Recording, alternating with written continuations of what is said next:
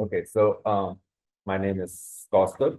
I'm here to teach you guys about some mantras. So mantras were like written in very ancient times. Essentially, that civilization was quite conscious and quite advanced when they wrote it. So you already had this lesson from Mano, which was intro to Sanskrit. And from there, you can imagine like Sanskrit is like it's a language of commitment. So, like pronouncing anything, you have to commit to it. It's like the difference between g and k is the amount of air that you're pushing through your voice box. If you don't commit to that amount of air being pushed through your voice box, k is going to pretty much sound like the air coming out afterwards. So the mantras are basically designed this way. So like when we were learning it, in fact, when we were learning Sanskrit or Hindi in school, it's not naturally easy for even people who are born in India. We used to speak the language, but there were certain sounds we were not able to make as children. Every day we went to class, we had this routine, like every day, like military. And it was like we were trained into it for hours. And that is how all of these words with subtle differences, we were able to like catch those differences and we were able to pronounce. And even in that, like there are certain letters, certain words that, it took years for some of us to be able to pronounce those. So essentially, very intricate language, very intricate sounds.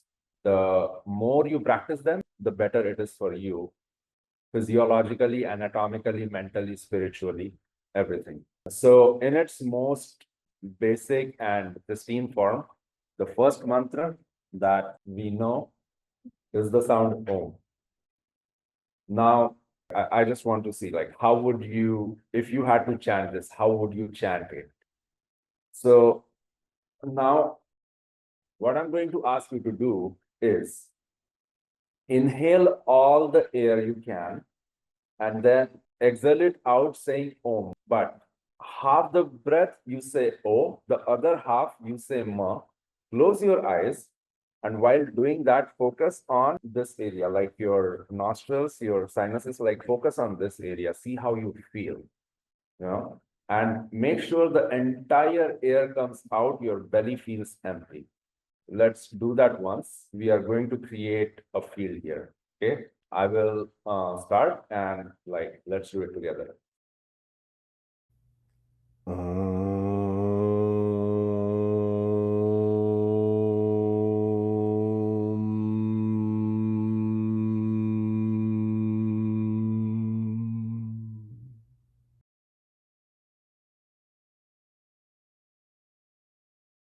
Guys, focus on your nasal area. What, any particular experiences and anything that you noticed, any observations? Vibrations, right? So this simple word is basically like vibrating your nasal area. It is clearing out all the nasal paths. Just the simple word chanted in this way is clearing out your nasal paths. Why? Because it is creating that vibration. And this is how all the mantras are designed. They are designed to help you, open your airways, open your chakra pathways, and enhance your like internal functions. This is how they were kind of designed. That was the intentionality behind it. So it is very important so that when you pronounce these, when you do, it's called Mantrochchar. So it is a particular way these mantras have to be spoken. If you do the Mantrochchar in the way it was intended, it is going to be extremely beneficial for you.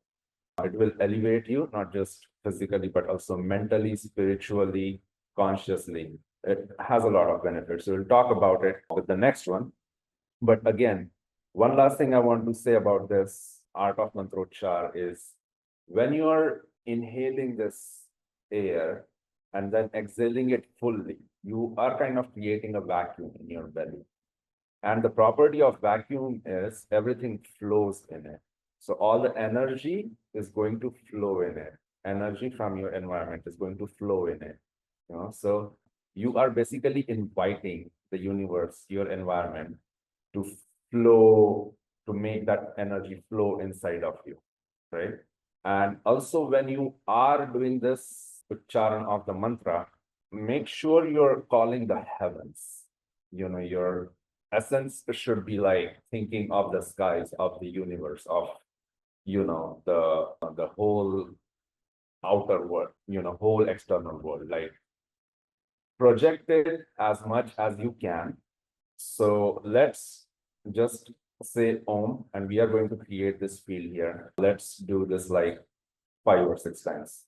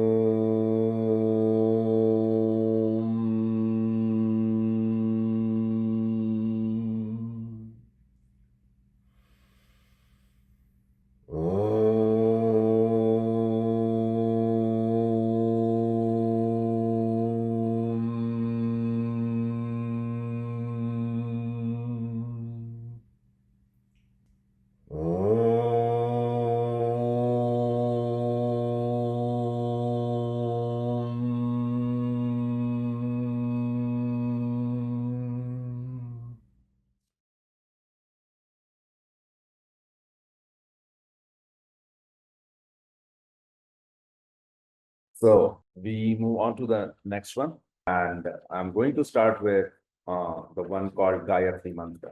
It is also known as Savitri Mantra. And in your write-up, have put in the translation for all the words that are in there. This one, this mantra is touted as the most powerful mantra, and it's basically you are meditating upon the creator of the universe, and you are asking the creator to imbue you with an enlightened intellect and show you the right path. The mantra goes Om Bhur Bhu Swaha Tat Savitur Varenyam Bhargo Devasya Dhimahi Dhiyo Yonah Prachodayat. Bhur Bhuhu Swaha. In Sanskrit mantras, there are also something called composite words. So these will be combination of multiple words. Bhur Bhuhu Swaha is, so Bhur Bhuhu is a combination of 2 words, Bhu and Bhuva. Bhu means earth, the physical realm. Then Bhuva means the mental realm, the realm of consciousness and life force. And then the third is Swaha, which is like the spiritual and divine world. So there was, an acknowledgement that there are 3 planes of existence: the physical, your mental, inside you, your mind, and then the spiritual. Undefined, but you do have experiences, like you have dreams, like inexplicable. There are certain experiences, like you foresee something sometimes, you have deja vu. And when you have an elevated consciousness, you have these experiences more and more. And this is why there was an acknowledgement of 3 planes. In the next line, it says Tat Savitur Varenyam. You can see that it is written as one line, Tat Savitur Varenyam. Again, a composite word, but it is Tat Savitur Varenyam. Tat means that. Savitur is the word for the creator or the sun. Sun was considered as like a very divine entity, giver of all of energy and all of life on planet. And then Varenyam is... What's the difference between Savitur and Ishvara? Ishwar is also God. Savitur is more like sun, considered as, or the creator or the supreme creator. The underlying difference is that Savitur is like, you can see the sun, right? So you can actually see it. So it like you have a physical form. Ishwar, God, you haven't seen it as such. So you do not have a physical form to imagine. Okay. And then Varenyam is, he is the one who is worthy of worship. So it's three words put together. Then you have Bhargo Devasya Dhimahi. We meditate upon the divine radiance of this supreme entity. And the last line is Dhiyo Yonaha Prachodayat.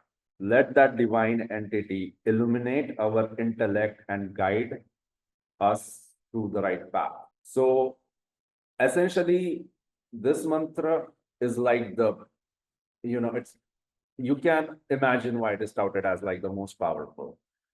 It's not only designed like that phonetically, but it also has like a very deep meaning that we are acknowledging three planes of existence.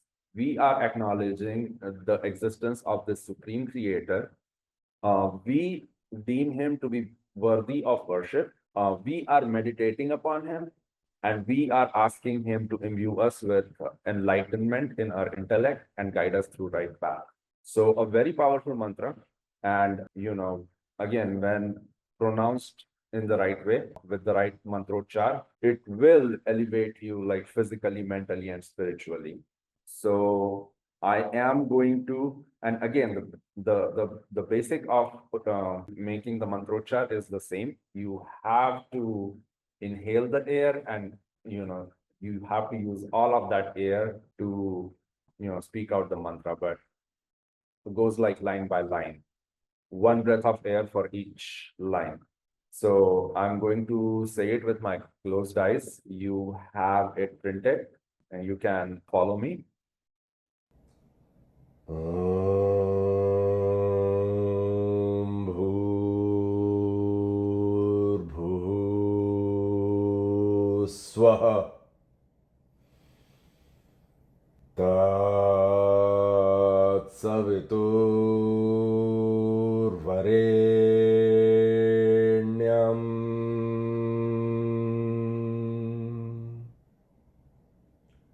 Bhargo Devasya Dhimahi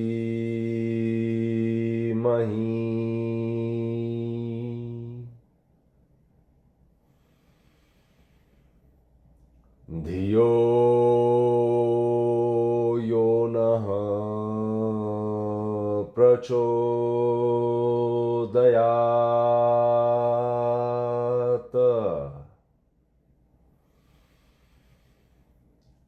Om Shanti Shanti Shanti.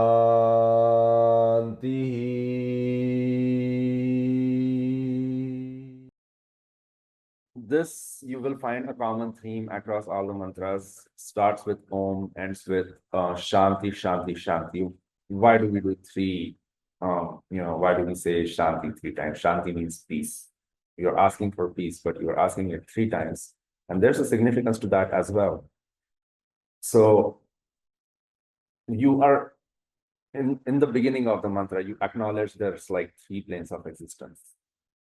And each plane of existence comes with its own term. You're asking for peace in every plane of existence, essentially. Peace at the physical level, mental level, and spiritual level. In the explanation part, if you can refer there, physical or adhibhautika is the word. Bhautik means physical. It's peace from external disturbances like natural calamities, things happening around us. Then there's peace from internal struggles. We have a lot of turmoil inside of us. Peace from that. And then peace within self, like the peace should exist and engulf us. That is the spiritual peace. So that is why in all of the mantras, at the end, like you will have this common theme. At the end, you will say Om, Shanti, Shanti, Shanti, three times. There's the next two pages. I actually also have an explanation of why this Gayatri Mantra, not only phonetically and scientifically, is really good for you. There's also an explanation of what was the origin. Do you want me to go into the story, or we can revisit this? It's fine. We have like an hour and a half. You can Okay. use however you want. Okay. Is it good to use an India that's not at the beginning of the school day or school? In some schools, it is true. My first primary school, it was true. Yes. And Gayatri Mantra, so also all the mantras have good time of day when it can be said. The best time of the day essentially is the early hours of the morning. It's called Brahma Muhurt. It's right when the sun rises but has not completely risen. There's that 1 hour-ish period. And the reason for that is the sun's light is diffracting. It is ionizing the air. So you have this ionized air, in the morning, you feel like the air is so fresh. It's the same air every time you breathe. Why is it only during morning it feels fresh? Because it is ionized. It is ionized by the sun's rays. So whatever you think, whatever your intentionality is at that time, whatever you meditate upon, the signals are stronger. You are inviting more inside you, essentially. So Gayatri Mantra is called Gayatri Mantra because of 2 reasons. So songs during that time, they were only talking in like verses. They never spoke like we are speaking, like line by line. They spoke in verses. They had the level of consciousness where they could form their ideas in verses right away. So they already had like meters, which is called Shantih. In modern music, we have this meter. And the Gayatri meter it consists of 24 syllables divided into 3 lines, every single line with 8 syllables. So the rhythmic recitation is very simple, 888, and it is believed to enhance your mental, physical, and spiritual strength. And that is the first reason why that is one reason why it is called Gayatri Mantra. It is based on the Gayatri meter of 24 syllables. The other reason is they imagine a goddess, Gayatri, and this mantra is associated with the goddess Gayatri, who is considered as goddess of wisdom and divine knowledge. They actually acknowledge the solar energy is the basis of everything in the world, every existence, all life forms. And, the goddess Gayatri is associated with the solar energy, also spiritual enlightenment and intelligence. And the sun had another word, Savitur. So alternatively, this mantra is also called Savitri mantra because of the word Savitur. So, I mean, there's other mantras as well that has this, the Gayatri meter. I have quoted an example here. It's on the next page. It is also based on Gayatri Chanda. How it goes is Jnanam Dhanam Balam Yasha Shanti Saukhyam Sukham Dhruvam Sarvam Manasthitam. What it means is knowledge, wealth, strength, and fame, peace, happiness, and eternal joy.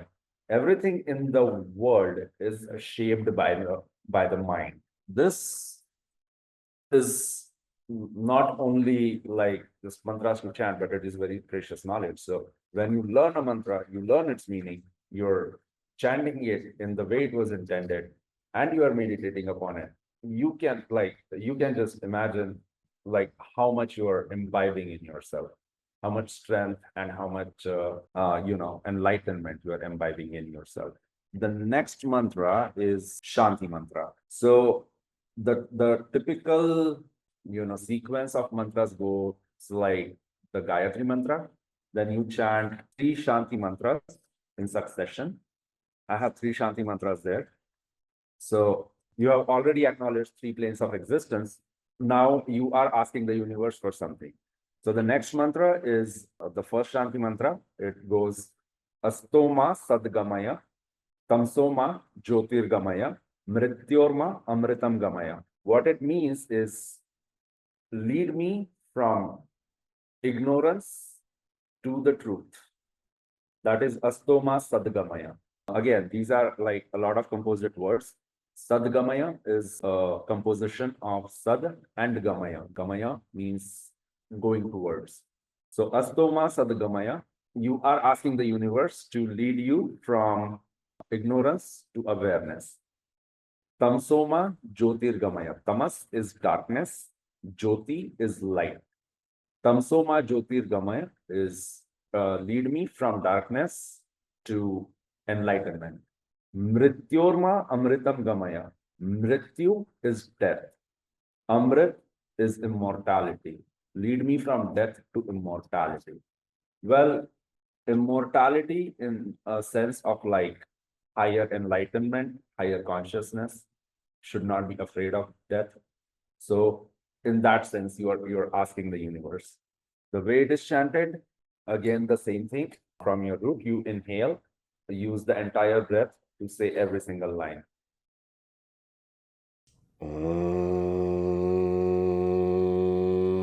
Asato ma Sadagamaya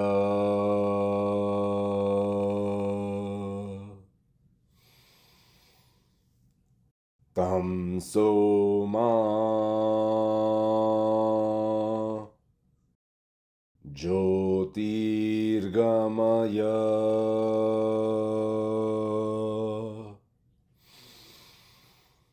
Mrityorma Amritam Gamaya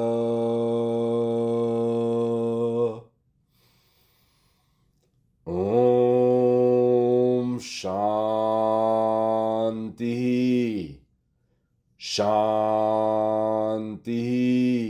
Shanti.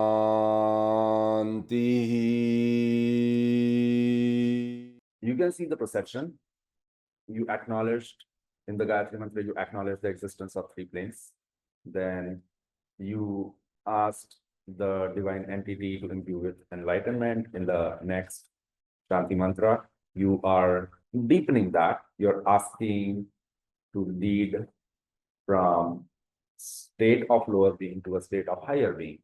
In the next mantra, which is another Shanti Mantra, now you acknowledge a partner. This mantra is originally written for like you with your teacher, but essentially it applies to your partner, a group, another person, your friend. It basically is about togetherness, like learning together, growing together, and asking the gifts from the universe together. So the pronunciation is Om Sahana Bhavatu. Saha is together. Saha is the word for together. You are asking for the universe or the Supreme Lord protect you both together. As I said, it was written in the context of teacher and student, but it is applicable to everyone, your partner, a group, your friend, everyone.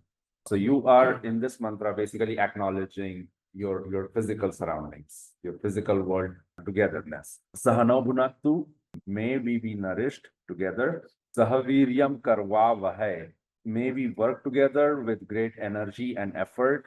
Tejas vina vadhitamastu, may our learning be bright and full of wisdom. Ma vidvisha vahay, may we not have hatred or jealousy toward each other. And Om Shanti Shanti Shanti. So I'm going to chant this again. So please do join in.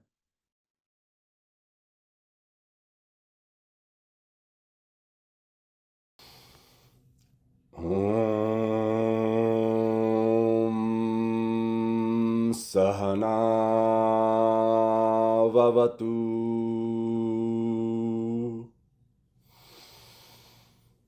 Sahano Bhunaktu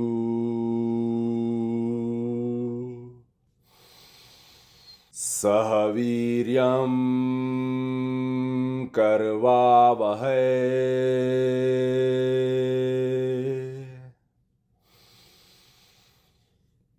Tejasvinavadhitamastu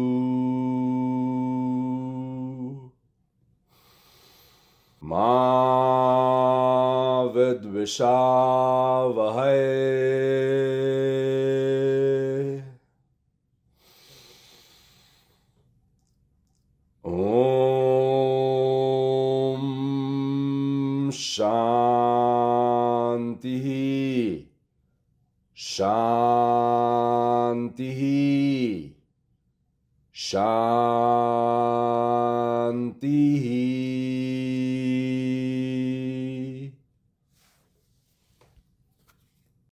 My favorite part is when we finish chanting mantra and you finish in silent, but vibration still there, Yeah, they linger. linger. Yeah.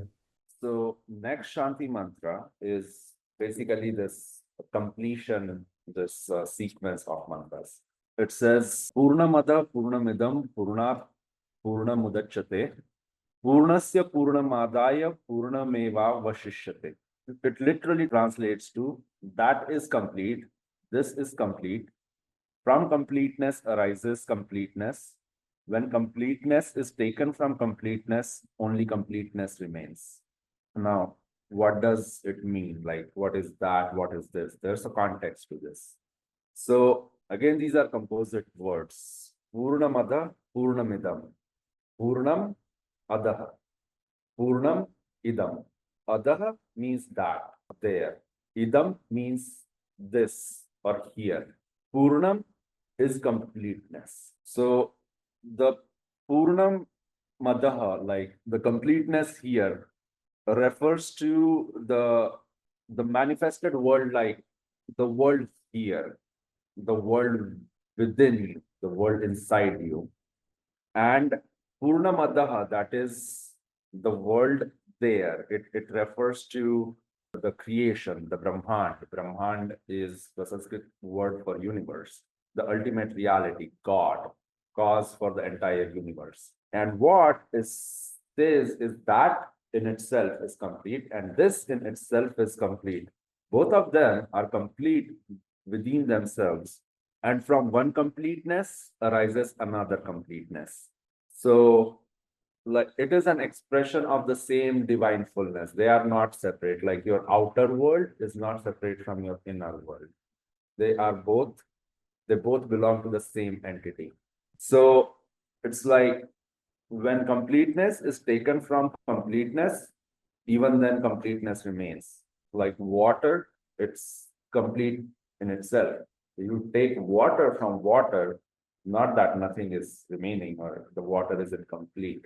It's still water, it's still in its complete form. And this is like one of the, base principles of Advaita Vedanta, which actually states that your individual self is not separate from the supreme divine. You must be like your inner self must be harmonious with your external self, your like things that are external with you, and the things that are external with you must be harmonious with you to attain a true harmony, because you're basically part of the same completeness. In an ecosystem, there are animals that eat plants, then there are bigger animals that eat smaller animals, but essentially they all came from the same ecosystem. Without any one link, the entire ecosystem falls. If you have no predators in an ecosystem, the plant-eating animals will finish all the plants, and then there will be no plants left to eat. So because now there are no plants left to eat, the plant-eating animals will also die. But what happens when the plant-eating animals eat the plant now becomes that plant-eating animal. When the higher animal eats the plant-eating animal, the plant-eating animal becomes that higher animal. And when the higher animal dies, it becomes the plant. There's that circle of completeness. Everything is as complete within itself as it is with its surrounding. and that is what this mantra is propagating. That's very good. It's not easy to explain that. Usually Advaita Vedanta is not very easy to explain, Yeah, you kind of have to. It goes in circle, Yeah, Yeah. it is. Mhm. I mean, can you imagine they wrote all of this like thousands of years ago? The amount of thinking they must have done to, create this It's like, test basically gone through the test of age. Right. So I'm going to chant this, and please do join in. Om Purnamada Purnamidam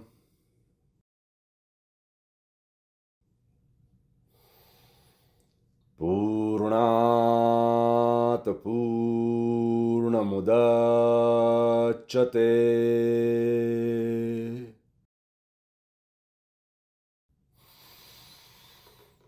Purnasya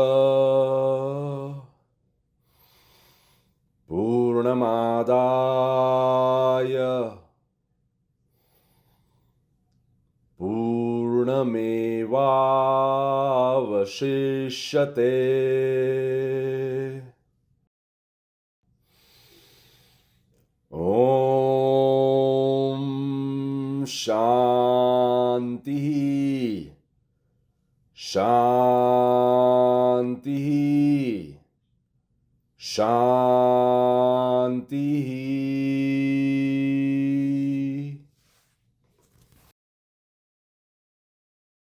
This mantra is actually used very frequently in religious ceremonies, marriages. Have you heard about like yajna? So they used to do a ritual called yajna, where it would be like a mass kind of like meditating upon something. You're like asking universe for something, and you would like keep on chanting this mantra, and you would have fire, and you would do like some sacrifices like sacrificing an animal, but like putting in like ghee, Ghee or oil, honey, and oils, on inside the the lingam fire. of the fire. Yeah. And then, just like the entire community is like chanting puja. this one, like a puja, but it's a even higher, like more stronger form. It was called yajna. Yep. And then after, this line is complete from, we started the Gayatri Mantra, ended with the last Shanti Mantra about completeness of everything. You want everything in harmony. So the last mantra to chant, it is also actually a Shanti Mantra. Loka samastha sukhino bhavantu. You can chant it multiple times. You can chant it just one time. But it literally translates to Loka means the world of all living beings, everyone. Samastha means like all, entire, complete. Sukhino is happy or contentment. Bhavantu, may they be. So what this translates into is, may all the people in the world be happy. You are essentially praying for everyone's happiness. In the previous mantra, in the completeness Shanti mantra, already established that the inner world is not different from the outer world. So it is in also your self-interest that everyone stays happy, because you are living in a world full of people, and the energy vortex they create around you, you are going to be a part of that. So if people around you are unhappy, you will not be able to be happy. In order for you to be happy, harmonious, peaceful, you must exist in the same energy field, which will be created only if other people in the world have the same happiness, harmony, and peace. So this is why this one is important for closing. These are all Shanti mantras. They're the best times to chant the Shanti mantras. Gayatri mantra you can chant any time of the day. Best time to chant Shanti mantras is early in the morning, which is Brahma Muhurt, I already explained. Other time is during the sunset. It's the same thing. You have ionization in the air. That is why sunsets like so beautiful. Air kind of changes. And then before going to sleep. So before going to sleep, it is supposed to calm your mind. It is supposed to calm your essence. So you get a nice, deep, peaceful, harmonious sleep. Even your, dreams are like happy. They give you nice feelings. And then I have compiled some mantras that, they are beneficial for your daily life, your daily work life. So everyone wakes up, goes to work, And these are some powerful mantras. So the first one is a Ganesh mantra, or the prayer to Lord Ganesh. So how many of you know about Lord Ganesh or Ganapati? No? No idea? I don't know much, but I know. the- Okay, you have seen the form. Okay, can you explain the form?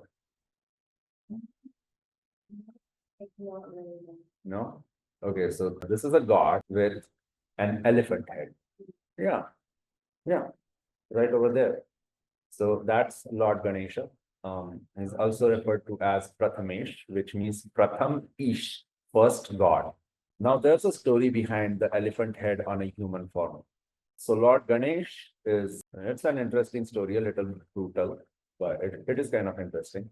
Lord Ganesh is Lord Shiva's son. Now, who is Lord Shiva? The trinity that governs the entire universe, Lord Brahma, Lord Vishnu, and Lord Shiva. Lord Brahma is the creator of the universe, originator. That is where everything was born. Then Lord Vishnu, he is the sustainment god. He keeps everything in motion, he keeps everything flowing. And then God Shiva, destroyer. So God Shiva is depicted in the mythology as like this very angry god. You cannot say no to him. Like he gets angry on anything, and he is the god of destruction, wants to destroy everything. So at one point of time, it so happens that Lord Shiva's wife Parvati is bathing with other female servants, and they are all naked. So she orders her son Ganesh to stand outside and keep guard. Do not let anyone enter. But Lord Shiv, being Shiv, he doesn't have any boundaries. He is eternal. You cannot stop him. So Shiv comes in and Lord Ganesh tries to stop him, tells him, no, you cannot enter. Mother is bathing with her female servants and everyone's naked. You cannot enter. And Lord Shiv, being Lord Shiv, he is the god of destructor, gets really angry. How can someone stop me from doing anything I want? And he beheads his own son. So now the son has no head, but he is a god. He instantly regrets his decision. How to correct his decision? So he takes the head of an elephant and attaches it to the body of the, I can't say human son, demigod son. He just beheaded and makes him alive again. After this god becomes alive again with a human body and elephant head, he now becomes Lord Ganesh. He is revered as Lord of Intelligence. He is called Vignaharta. Vigna means obstacle. Harta means one who can take it away. So Vignaharta is, remover of obstacles. Now, a little scientific basis here. The general intelligence of any species is determined by the ratio of brain weight to body weight. So some animal can have like a larger brain mass than a human, but again, it will have like tremendous body mass. So it is not going to be more intelligent because most of the mental faculties are deployed in, keeping the body alive, right? So humans have the highest brain to body mass ratio. That is why humans are essentially the most intelligent creatures among the entire animal kingdom. But now imagine an elephant's brain is like almost 3 times in mass than a human brain, right?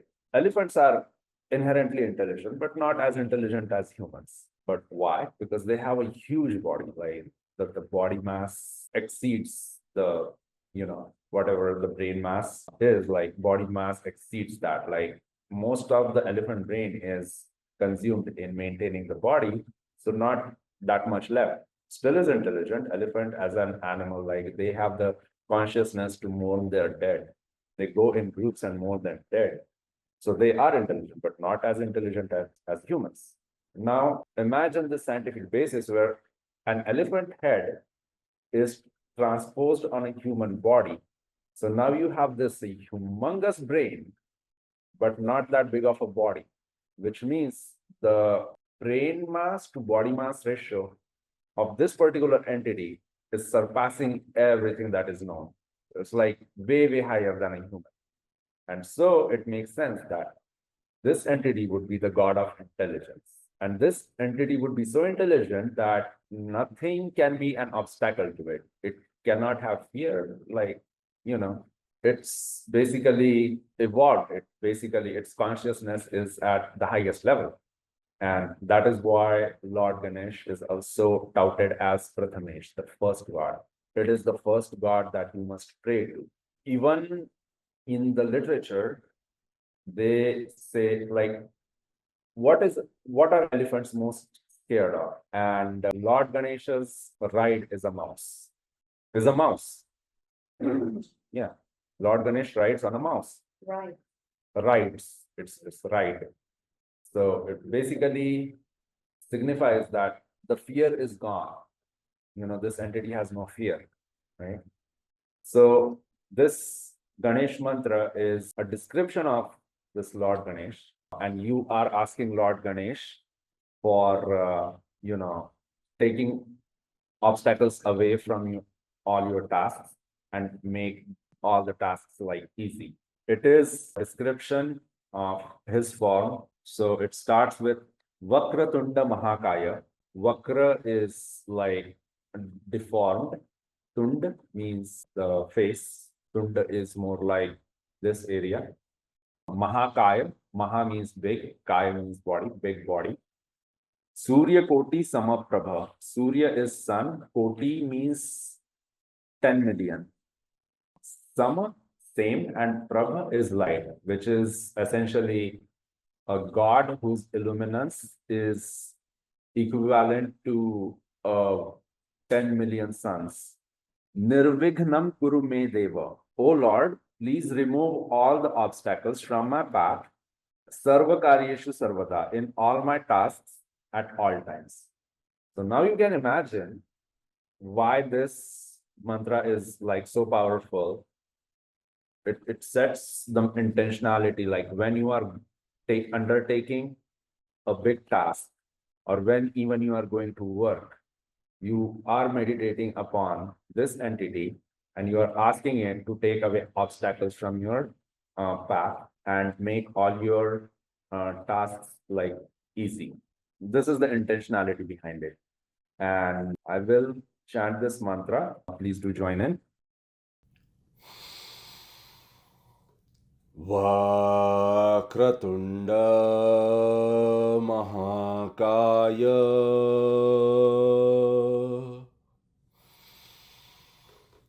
Suryakoti Samaprabha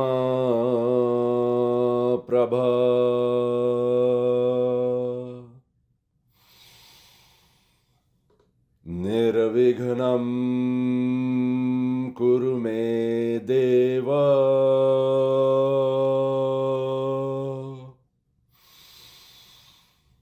sarvakaryeshu sarvada.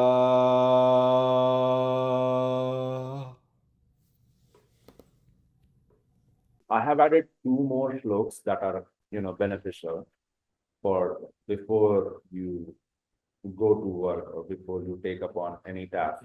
The first one, it's basically sets your intentionality in terms of what is really important. Why are you really doing this? It goes Prithivyam Trini Ratnani Jalam Annam Subhashatam Mudhay Pashan Khandeshu Ratna Sangya Vidhiyate. This has a very simple meaning. On this earth, there are only three kinds of gems: water, food, and good, like well-spoken words or good knowledge. Remember, I told you in the beginning, like back then, they used to like recite everything. They had verses for everything. So the spoken words were touted as knowledge. They started putting it on paper like much later. First, they like created all of this literature and it was spoken. It was like in the minds of people.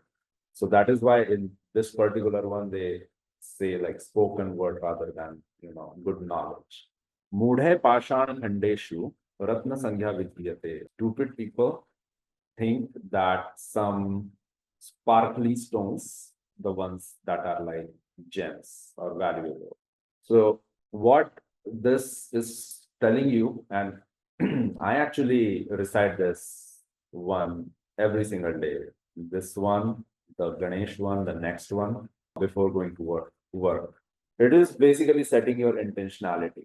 What are you doing this for?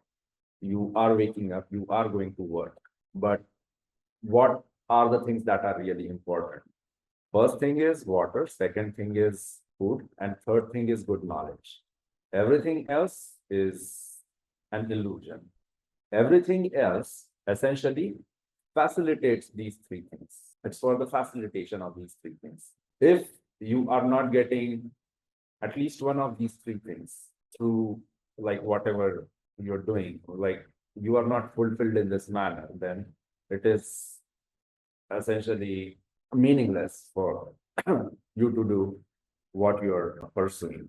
So I'm going to chant this, and please do join in. पृथिव्यां त्रीणि रत्नानि जलम् अन्नं सुभाषितम् मूढै पाषाणखण्डेषु रत्नसंज्ञा विधीयते. The next one, What does vidhyate mean? vidhiyate, like giving the name, like giving the nomenclature. Okay. So sangya means name, and vidhiyate means like giving it. So Prithivyam, Prithvi is earth, Trini, three, Ratnani, gems, Mhm. Jalam, Jal is water, Annam, that's food, Subhashitam means good spoken words or good knowledge, Mudhe, that is stupid people, fools, Pashan Khandeshu, Pashan is stone, Khand is stone, like Pashan Khandeshu, stones, Ratna Sangya. Ratna means gem. Sangya, name. And Vidhyate means like give. Thank you. The next one, it is supposed to make you not lazy yet. And this one, I always chant the last before going to work. It goes, Udyamena hi siddhyanti karyani na manorathe nahi suptasya sinhasya pravishanti mukhye mrigaha. And this is a very simple thing that it tells you. Only effort will make the work happen, not just your thoughts. Yes, thinking is important for you to, do something, but only efforts will make it happen. It never happens that like a deer will enter itself into the mouth of a sleeping lion. The lion has to wake up, the lion has to go hunting. The deer will not enter its mouth on its own, just because the lion thinks that it should. It's a very simple thing, but it sets your intentionality for, putting effort in your work. At times when you are feeling lazy, like you are at work, you want to accomplish something, you're feeling lazy, just Be more proactive. yeah, just you think about this, it will it changes your intentionality, Right. essentially. So I'm going to start chanting this. Please do join it. उद्यमेन हि सिद्ध्यन्ति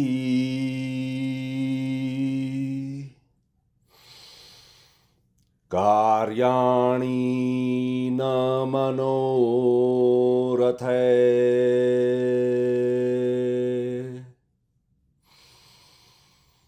न हि सुप्तस्य सिंहस्य प्रविशन्ति मुखे मृगः. I have a question. Yes. Which one, if all, or if maybe any of them, need to start with Om and end with Shanti, Shanti, Shanti? All of them? So you can do it with all of them, but the last 4. Yeah. Last 4, you as such don't really need to, because they are more like Shlok, more like spoken knowledge, more like setting up your intentionality. Like an affirmation. Yes, kind of for your information. I So understand. yeah. Vakratunda Mahakaya, maybe you can start with Om and end with Shanti, Shanti, Shanti. The other ones, you technically don't need to. It's good that if you do. Right, I understand. And this brings us to the last one. It is prayer for Goddess Durga. And this is also good for before going to work, because this is inviting power. You know, when you go to work, you want to be powerful, you want to be effective, you want to humans, your instruments of change. So the more power you exude, the more it will like show in your work. The more work you will be able to get done, the more effort you will be able to put through. So this one is to set the intention for that. It goes Sarva Mangala Mangalye Shive Sarvartha Sadhike Sharanye Tyambake Gauri Narayani Namostute. Sarva means everyone or all, and Mangal is auspicious. Mangalye is like auspiciousness. So this line, again, it's a composite word, Sarva Mangala Mangalye. And you can actually see the ka, kha, ga, gha, nya. You see that nya used there. Mangalye. Mangalye.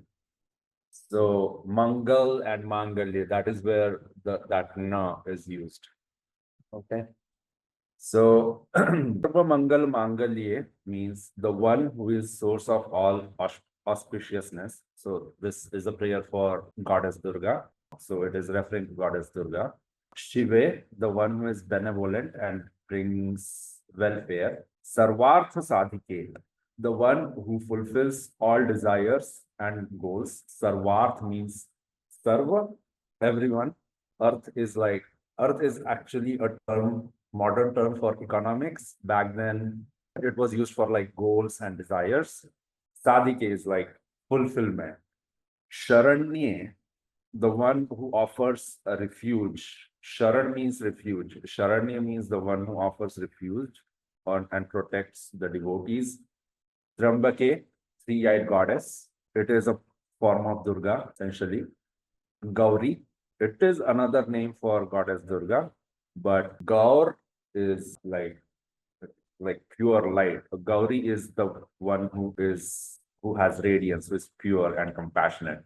Narayani, in Sanskrit literature, there's a little bit ambiguation to this particular term, because Narayani also means the wife of Lord Narayan. Narayan meaning Vishnu, the god who sustains everything, who sustains the universe, and Narayani meaning his wife.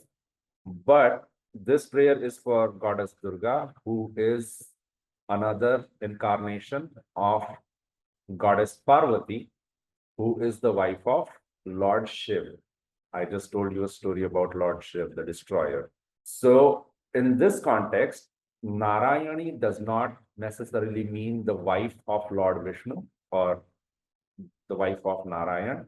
It basically means the one who possesses the divine energy of Lord Vishnu to be able to sustain the whole universe. And Namostute is basically, I bow to you in reverence. It's an intention to revere the goddess. So this mantra essentially praises the goddess Durga as the embodiment of auspiciousness and divine grace, who brings well-being and prosperity to everyone. She's three-eyed, and each eye symbolizes one thing. So her three eyes symbolizes wisdom, power, and action. And I offer my prayer to you, Narayani, who is the divine feminine energy of Lord Vishnu, responsible for the preservation and protection of universe. This mantra is also called Shakti Mantra. It is, it is chanted a lot during certain pujas. There's something called Navratri where you have 9 nights of basically. Have you heard about Ramadan? It's like a 30 days thing for in Islam.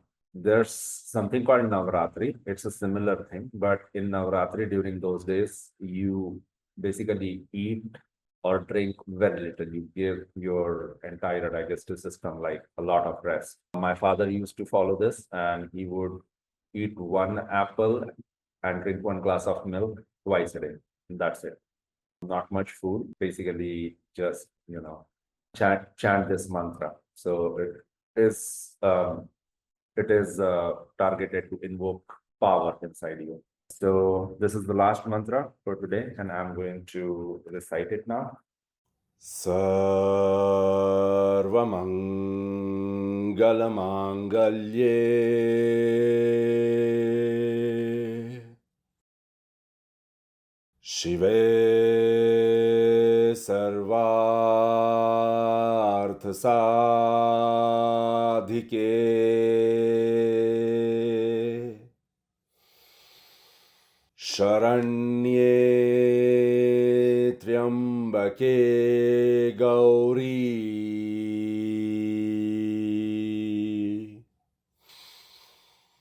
Narayani Namostute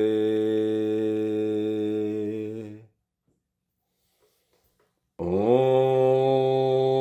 Shanti Shanti Shanti.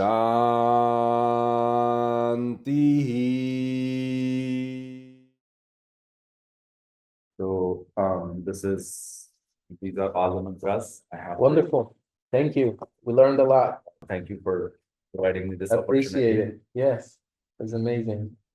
I wish you'd come every time. Thank you. Thank you.